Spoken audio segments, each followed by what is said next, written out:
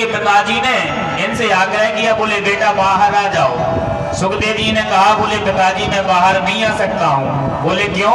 बोले यह संसार की माया मुझे घेर लेगी, मुझे तो भगवान का भजन करना है।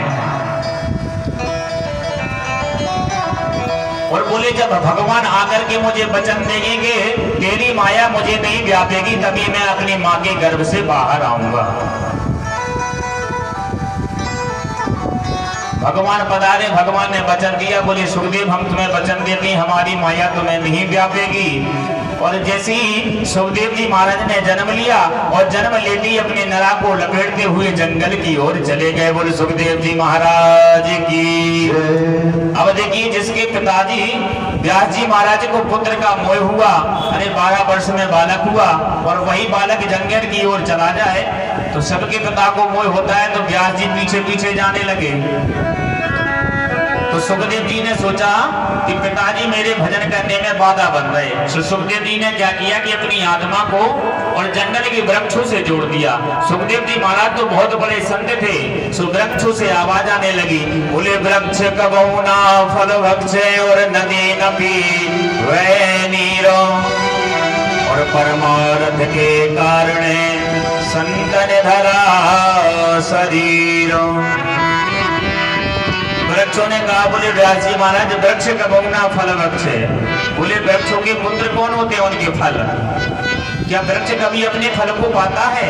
नहीं पाता ना, वृक्ष के फल तो हम तोड़ लाते हैं। और नदी न पीवे नीर, बोले नदी कभी अपने जल को नहीं पीती है। और परमार्थ के कारण साधुन धरा शरीर, बोलो संतों का जन्म तो परमार्थ के लिए होता है, भगवान का भजन करने के लिए होता है। बोले भक्त वत्सल भगवान की।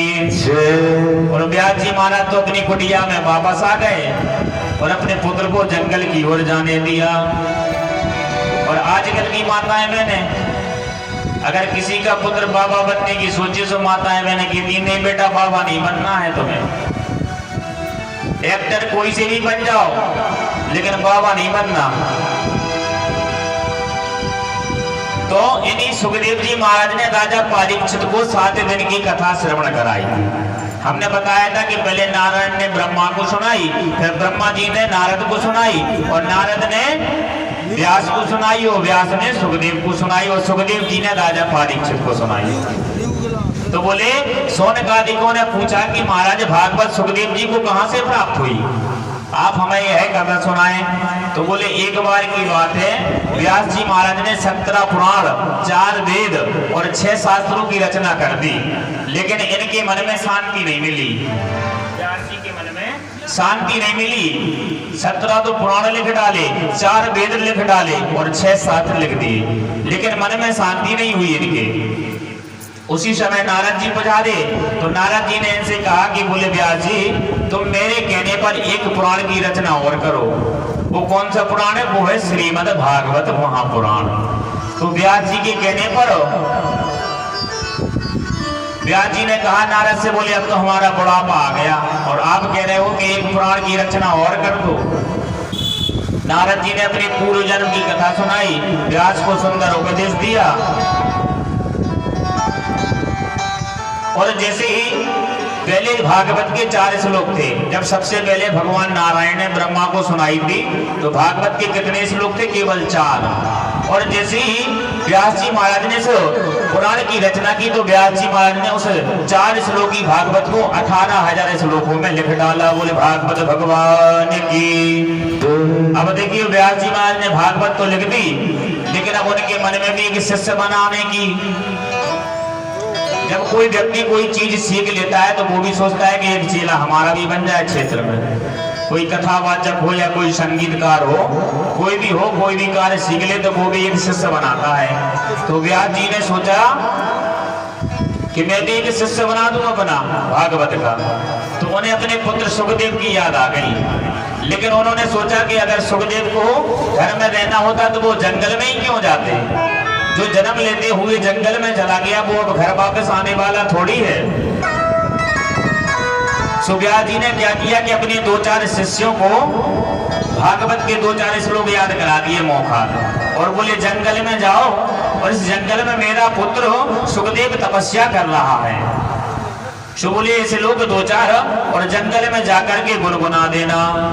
सो जैसे ही व्यास जी के शिष्य जंगल में पहुंचे और अपने मुख से भागवत के श्लोक गुनगुनाने लगे कि बरहा पीडम नटवर बपु कर्णयोर कर्णिकारम विप्रद भाषा कनिक कपसा वैजयंती जमालम लंधार वेणुरधर सुदया पूरे अंगोपवृंदे वृंदारण्यम सुपदरमणम प्राविशत् कीर्ति। जैसे ये सुंदर श्लोक को गुनगुनाया तो सुखदेव जी महाराज के जैसे कानों में श्लोक पहुंचा सो उनकी समाधि खुल गई। और शिष्यों के पास पहुंचे, बोले भैया दो चार श्लोक और सुना दो। ऐसे सुनो शिष्यों ने कहा, बोले हमें तो इतने ही याद है 2-3 श्लोक, अगर तुम्हें और सुनना है तो हमारे गुरु जी के पास चलना पड़ेगा आपको। सुनो शिष्यों ने कहा, बोले आपके गुरु जी का नाम क्या है? उन्होंने कहा, बोले हमारे गुरु जी का नाम है श्री व्यास जी महाराज। जैसे सुखदेव जी ने सुना कि हमारे पिताजी ने इन्हें पढ़ाया, तो सुखदेव जी ने सोचा कि अगर घर चलेगा तो फिर कोई माया के चक्कर में पड़ जाएंगे। तो वो फिर से समाधि लगा के बैठ गए सुखदेव जी। तो दूसरे दिन फिर उस व्यास जी के शिष्य ने एक सुंदर श्लोक और गुनगुनाया जंगल में जाकर। वो कौन सा? बोले अहो वकीय स्तन काल कूटम जिगासया पायदा प्रसादवी लेभे गतिम धातु चिताम ततोन्यम कंबा दयालु शरणाम ब्रजेमा। बोले जो पूतना भगवान को मारने के लिए अपने स्तनों पर जहर लगाकर आई, कालकूट विष लगाकर आई, लेकिन फिर भी भगवान उसे अपनी मां की समान गति प्रदान कर रहे हैं। बोले भाई इसने विष लगा करके मुझे अपने दुग्ध का पान कराया, लेकिन इसने कार्य तो मेरी माता यशोदा जैसा किया है।